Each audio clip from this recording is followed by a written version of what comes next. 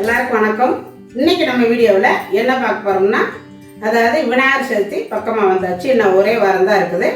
அதனால் விநாயகருக்கு பிடிச்ச மோதகம் தான் இன்றைக்கி செய்ய போகிறோம். அந்த மோதகம் அதாவது சில பேர் செய்கிறாங்க. ஃபஸ்ட் நாள் நல்லா சூடாக இருக்கையில் நல்லா இருக்குது. அப்புறம் ஆறி போயிடுச்சுன்னா நல்லா வரணும். அது ஒரு மாதிரி அதாவது இறுகி போய் கல்லாட்டம் இருக்குது.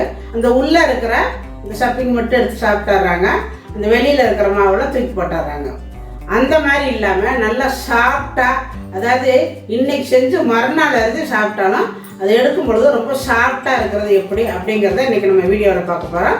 அதுக்கு முன்னாடி நம்ம சேனலை இதுவரையில் சப்ஸ்கிரைப் பண்ணாமல் இருந்தால் சப்ஸ்கிரைப் பண்ணி வச்சுக்கோங்க. அந்த பக்கத்தில் இருக்கிற பெல் பட்டன் அதை அமுத்தி வச்சிங்கன்னா தான் நாங்கள் போடுற வீடியோ உடனே உங்களுக்கு கிடைக்கும். நீங்கள் தொடர்ந்து பார்க்கலாம் எங்கள் சேனலை. அதனால் அந்த பெல் பட்டனை அமுத்தி வச்சுக்கோங்க, மறந்துடாமல். இப்போ வாங்க நல்லா சாஃப்டான மோதகம் எப்படி செய்கிறது அப்படிங்கிறது வீடியோக்குள்ளே போய் பார்க்கலாம். இப்போ நம்ம மோதகம் செய்கிறதுக்கு இந்த கப்பால் அரை கப்பு பாசிப்பருப்பு எடுத்துருக்கிறேன். இப்போ இதை நம்ம கழுவிக்கலாம். இப்போ நம்ம கழுவி எடுத்துகிட்டு வந்தாச்சு. இதில் கொஞ்சமாக தண்ணி ஊற்றிக்கோங்க. அரை கப்புக்கு 1 கப்பு தண்ணி வைக்கணும், கரெக்டாக இருக்கும். இப்போ இதை மூடி வச்சு ஒரு விசிலாக விடக்கூடாது. நல்லா விசில் போட்டு மூடி வச்சு விசில் வர்ற மாதிரி இருக்கிறப்ப ஆஃப் பண்ணிட்டோம்னா கரெக்டான பக்குவத்தில் இருக்கும். இப்போ வேக வச்சுட்டு நான் காட்டுறேன். நான் விசில் விடலை, அதாவது விசில் வர்ற மாதிரி இருக்கிறப்ப ஆஃப் பண்ணிட்டேன். ஆஃப் பண்ணிவிட்டு கொஞ்சம் நேரம் சொல்லிட்டு ஓப்பன் பண்ணி பார்த்தீங்கன்னா பாருங்கள், அந்த தண்ணி பருப்பு எல்லாம் கரெக்டாக இருக்கும். இல்லை உங்களுக்கு அப்படி வேண்டான்னா சும்மா கூட அந்த குக்கரில் வேக வைக்காமல் ஒரு சாதாரண பாத்திரத்தில் வேக வச்சு தண்ணியை கூட இருத்துக்கலாம். இருந்தாலும் இந்த தண்ணியோடு செய்யும் பொழுது நல்ல டேஸ்ட்டாக இருக்கும். பிடிச்சி பார்த்தீங்கன்னா பாருங்கள், இந்த மாதிரி இருக்கணும். இப்படி இருக்கணும். இதுதான் கரெக்டான பக்குவம். ரொம்ப குழஞ்சிரவும் கூடாது, ரொம்ப வெந்துடவும் கூடாது. இப்போ அடுப்பை குறைச்சி வச்சுட்டு இது கூட நம்ம பருப்பு அளந்த அதே கப்பில் எல்லாமே அளந்துக்கோங்க. அரை கப்பு பருப்பு அளந்தேன், 1 கப்பு தண்ணி விட்டேன் அந்த பருப்புக்கு.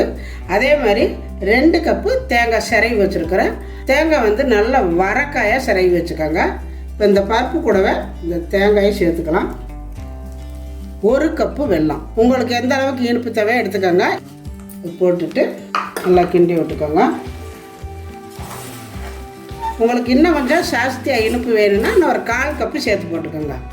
இப்போ இதில் இனிப்பை நல்லா கூட்டி கொடுக்கறதுக்கு கொஞ்சம் போல் சால்ட்டு போட்டுக்கோங்க. 1 ஸ்பூனு ஏலக்காய் பவுடரும் சேர்த்துக்கோங்க, நல்லா வாசமாக இருக்கும். போட்டுட்டு நல்லா கிளறி கொடுத்துக்கோங்க. இந்த வெல்லமெல்லாம் உருகி தண்ணியாக மறுபடியும் கெட்டியாகும். அது வரையிலேயே நம்ம கிண்டிக்கிட்டே இருக்கணும். நல்லா அந்த மாதிரி கிண்டி விட்டுக்கோங்க. பாருங்க எவ்வளோ தண்ணி விடுது. என்னோட தண்ணி ஆயிடுச்சுன்னு நினைக்காதீங்க, ஒன்றும் பிரச்சனை இல்லை. இந்த தண்ணி விட்டு அதுக்கப்புறம் வற்றோம். இதில் கடலைப்பருப்பு கூட சேர்த்து நீங்கள் செய்யலாம். ஆனால் கடலைப்பருப்பு லைட்டாக வேக வச்சு அரைச்சி சேர்க்கணும். இது இந்த மாதிரி பாசிப்பருப்பு சேர்த்திங்கன்னா லைட்டாக வேக வச்சுட்டு இதில் எல்லாத்தையுமே சேர்த்துக்கலாம். பாசிப்பருப்பு, தேங்காய், அந்த வெல்லமெல்லாம் சேரும் பொழுது அவ்வளோ டேஸ்ட்டாக இருக்கும். உள்ளே நம்ம அந்த மோதகத்துக்குள்ளே உள்ளே வச்சு நல்லா வேக வச்சு சாப்பிடும் பொழுது அவ்வளோ டேஸ்ட்டாக இருக்கும். இது பாருங்க, இப்போ மறுபடியும் தண்ணியெல்லாம் வற்ற ஆரம்பிக்குது. இதே விட்டோம்னா அடுப்பை ஸ்லோவிலே வச்சுக்கோங்க, வற்றிடும். இப்போ பாருங்கள், தண்ணியெல்லாம் நல்லா வற்றிருச்சு பாருங்கள். இப்போ நல்லா திரண்டு வருது. இந்த மாதிரி வரணும் பாருங்கள். இந்த மாதிரி வந்தாலே போதும். இதுக்கு மேலே வச்சோம்னா நல்லா உதிரியாக வந்துடும். அதனால் போதும், இந்த அளவு இருந்தால் தான் நல்லா சாஃப்டாக இருக்கும். உள்ளே வைக்கும் பொழுது இப்படி வந்தாலே போதும், அவ்வளோதான், ரெடி ஆயிடுச்சுன்னு அர்த்தம். இப்போ இது இருக்கட்டும். இப்போ நான் அதை இறக்கி வச்சுட்டு வடைச்சட்டி அடுப்பில் வச்சுருக்கிறேன். எந்த கப்பால் பருப்பு, தேங்காய் எல்லாம் அளந்தோமோ அதே கப்பில் தான் மாவு அளக்கணும். இந்த கப்பால் நான் 2 கப்பு மாவு எடுக்க போகிறேன். 2 கப்புக்கு மாதிரி 1.5 கப்பு தண்ணி விட்டுக்கலாம். 1.5 கப்பு தண்ணி. இதில் கொஞ்சம் போல் தண்ணி எடுத்துக்கணும். இந்த அளவு நான் தண்ணி எடுத்துக்கிட்டேன். இது இருக்கட்டும். இப்போ இதில் ஒரு 2 ஸ்பூனு நெய் விட்டுக்கோங்க. உங்கள்கிட்ட நெய் இல்லை அப்படின்னு சொன்னால் எண்ணெய் விட்டுக்கோங்க. எதுக்குன்னா இந்த மோதகம் 2 நாளானாலும் சாஃப்டாக இருக்கிறதுக்காகத்தான் இந்த நெய்யோ எண்ணெயோ ஏதாவது சேர்த்துக்கணும். இதில் கொஞ்சம் போல் உப்பு, நம்ம எடுத்து வச்ச தண்ணியில் 1 ஸ்பூனு மைதா விட்டு கலக்கி அதில் விட்டுக்கிட்டிங்கன்னா, அதாவது கொழுக்கட்டை சாஃப்டாகவும் இருக்கும், நல்ல வெள்ளையாகவும் இருக்கும். விட்டுட்டு இதில் ஊற்றி கலக்கிங்க. நல்லா இந்த மாதிரி கலக்கி விட்டுருங்க. நல்லா தண்ணி கொதிச்சுட்ருக்குது. 2 கப்பு அரிசி மாவு எடுத்துக்கிறேன். இதில் நம்ம 2 கப்பு அரிசி மாவு எடுத்து வச்சுருக்கிறேன். நீங்கள் சாதாரண அரிசி மாவாக இருந்தாலும் சரி, இல்லை கொழுக்கட்டை மாவாக இருந்தாலும் சரி, எதை வேணாலும் வாங்கிக்கலாம். இதுக்கு நல்லாயிருக்கும். இப்போ நான் வந்து சாதாரண அரிசி மாவு தான் எடுத்துருக்கிறேன். இப்போ இதை இதில் போட்டு நல்லா கிளறி விட்டுக்கலாம். கொஞ்சம் கொஞ்சமாக போட்டு கிண்டிக்கோங்க.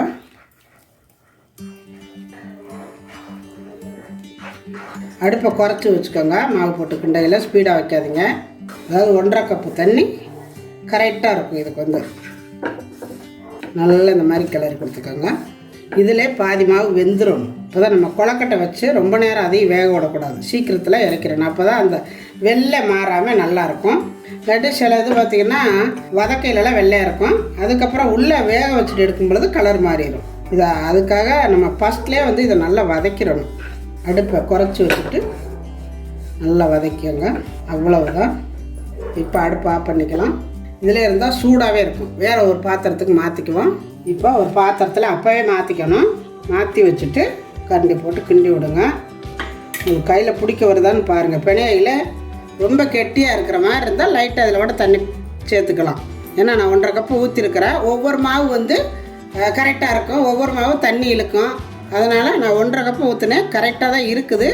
இருந்தாலும் இன்னும் கொஞ்சம் தண்ணி சேர்க்கணும். பாருங்கள், இந்த அளவு பச்சை தண்ணியை சேர்த்துக்கோங்க. ஒன்றும் பிரச்சனை இல்லை. இந்த மாதிரி சேர்த்துட்டு இப்போ பிணைஞ்சிக்கலாம். கை போட்டு நல்லா இந்த மாதிரி பிணைஞ்சிக்கோங்க. லைட்டு சூடாக இருக்கு இல்லையே. நல்லா இந்த மாதிரி பரட்டிக்கோங்க. நல்லா பிணைஞ்சிக்கணும் மாவை. அப்போ தான் நல்லா சாஃப்டாக இருக்கும் அந்த மோதகம். இந்த மாதிரி பிணைஞ்சி வச்சுருங்க. பிணைஞ்சி வச்சுட்டு இதில் வந்து காஞ்சு போயிடும் சீக்கிரத்தில். அதனால் கொஞ்சம் எண்ணெய் தடவிக்கோங்க. நல்லா தடவி வைங்க. பயப்பட வேண்டாம். என்னடா எண்ணெய் தடவுறாங்களேன்னா நல்லாயிருக்கும். எண்ணெய் தடவுனீங்கன்னா இன்னும் சாஃப்டாக தான் இருக்கும். வச்சுட்டு மூடியே வச்சுருங்க. மாவு இந்த மாதிரி மூடி வச்சுக்கோங்க. அப்பப்போ இந்த மாதிரி அச்சு எடுத்துக்கிட்டு அதில் வந்து நல்லா எண்ணெய் தடவிக்கோங்க. நல்லா இதை வந்து கேப் இல்லாமலே மூடிக்கோங்க. இதில் வந்து கொஞ்சம் போல் மாவு எடுத்துக்கோங்க. நல்லா இந்த அளவாக எடுக்கணும். பாருங்கள், இந்த அளவு மாவு எடுத்து உள்ளே வச்சுக்கோங்க. கொஞ்சம் கொஞ்சமாக உள்ளே விட்டு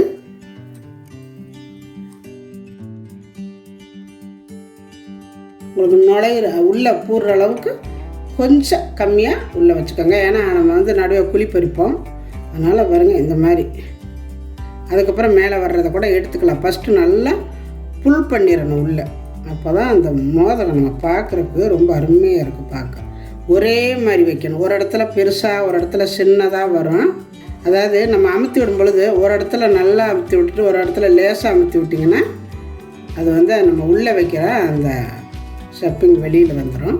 பண்ணி வச்சுருக்கிற இந்த பூரணத்தை எடுத்து நல்லா இந்த மாதிரி உருட்டிட்டு பாருங்கள். இந்த மாதிரி உருட்டிட்டு உள்ளே வச்சுக்கோங்க. உள்ளே வந்து பூரணம் நிறையா இருந்தால் தான் பிள்ளைங்க சாப்பிடுவாங்க. அதனால் நல்லா நிறையவே வச்சுக்கோங்க. அவ்வளோதான். கொஞ்சம் கேப்பு இருந்துன்னா மாவு எடுத்து வச்சுக்கோங்க. அவ்வளோதான்.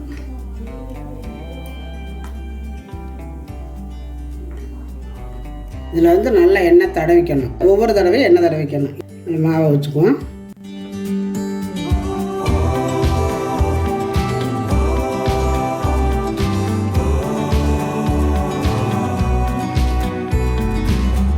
இப்போ இதை மெதுவாக ஓப்பன் பண்ணுங்க. இதை அப்படி இழுத்தாலே அப்படியே வந்துடும். பாருங்கள், ரொம்ப அழகாக வந்துடும். பாருங்கள், அழகாக இப்படி வச்சுட்டிங்கன்னா ரொம்ப அருமையாக இருக்கும். பார்க்குறக்கு நல்லாயிருக்கும். இப்போ இதே மாதிரியே எல்லாமே செஞ்சுக்கலாம். இவ்வளோ அழகாக வந்திருக்குதுன்னு செம்மையாக இதே மாதிரி எல்லாமே செஞ்சு எடுத்துட்டேன். இப்போ நம்ம இட்லி சட்டியில் தண்ணி காஞ்சிட்ருக்குது. இப்போ நம்ம வேக வச்சுக்கலாம். பார்த்திங்கன்னா தண்ணி காய வச்சுருக்கிறேன். இது வந்து அந்த இடியப்ப சல்லடை இட்லி ஊற்றுமே அதை அந்த தட்டை வச்சு கூட வச்சுக்கலாம். நான் இதில் வச்சுருக்கிறேன். இதில் ஃபுல்லாக எண்ணெய் தடவி வச்சுருக்கிறேன். இப்போ நம்ம இந்த மோதகத்தை எடுத்து ஒன்றா அதில் வச்சுக்கலாம். இந்த மாதிரி வச்சு நல்லா மூடி வச்சுட்டு இது வந்து 5 நிமிஷம் வெந்தாலே போதும். ரொம்ப நேரம் வேக வேண்டாம். ஏன்னா நம்ம மாவு வதக்கியாச்சு, தண்ணி நல்லா கொதிக்க வச்சுருக்கிறோம். சீக்கிரம் வெந்துடும். ஒரு 5 நிமிஷம் இருந்தாலும் போதும், இருக்கட்டும். ஆனால் ஸ்பீடாக வைக்காமல் அடுப்பை கொஞ்சம் ஸ்லோவிலே வச்சுக்கோங்க, வேகமாக எரியக்கூடாது. கொஞ்சம் வெந்துருச்சான்னு பார்த்துக்கலாம். நல்லாவே வெந்துருச்சு, பார்க்கையில் தெரியுது பாருங்கள், அவ்வளோ சாஃப்டாக இருக்குதுன்னு. இப்போ இதை எடுத்துக்கலாம் வெளியில். நல்லா வெந்திருக்கு பாருங்கள், ரொம்ப அருமையாக வந்திருக்குது. எண்ணெய் தடவி வச்சிங்கன்னா தான் பாருங்கள், உடனே நான் எடுக்கிறேன், சுடுது. ஆனால் எப்படி இருக்குது பாருங்கள், ரொம்ப அருமையாக இருக்குது. இந்தாங்க சாப்பிடுங்க. எடுத்துக்க.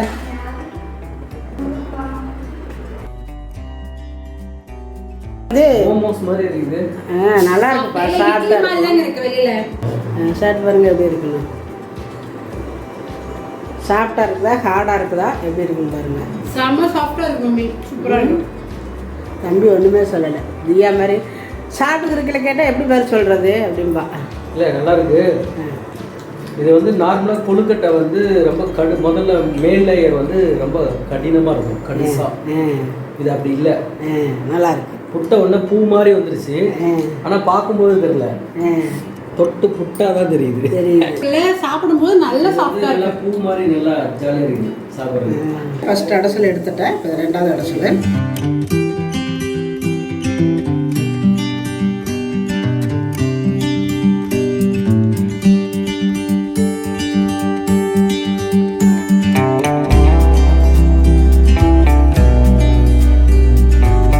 இப்போ பாருங்க, மோதகம் ரொம்ப அருமையாக வந்திருக்குது. ரொம்ப ஈஸியாக, அதாவது குயிக்காக செஞ்சாச்சு, அதுவும் டேஸ்ட்டாக. இப்போ எல்லாம் பிள்ளையெல்லாம் சாப்பிட்டாங்க, செய்ய நாங்கள் ஒரு தட்டை முடிச்சுட்டு, ஆக்சுவலி உங்களுக்கு ஃபஸ்ட்டு காமிச்ச தட்டை வந்து சாப்பிட்டு முடிச்சிட்டோம். எங்கள் அம்மா வந்து கொண்டு வீடியோ எடுக்கிறதுக்காக டேபிள் மேலே வச்சதை நாங்கள் ஃபினிஷ் பண்ணிட்டோம். அதனால் இப்போ 2வது தட்டு வந்து மோதகம் செஞ்சு வச்சு உங்ககிட்ட பேசிகிட்டு இருக்காங்க. அவ்வளோ அருமையாக சாப்பிட்டா சூப்பராக இருக்குது. இதே மாதிரி நான் செஞ்ச அதே பக்குவத்தில் நீங்கள் செஞ்சு பாருங்கள், கண்டிப்பாக அவ்வளோ அருமையாக இருக்கும். இந்த வீடியோ பிடிச்சிருந்தா லைக் பண்ணுங்கள், ஷேர் பண்ணுங்கள், செட்டிநாடு சமையலுக்கு சப்ஸ்கிரைப் பண்ணுங்கள். நன்றி, வாழ்க வளமுடன்.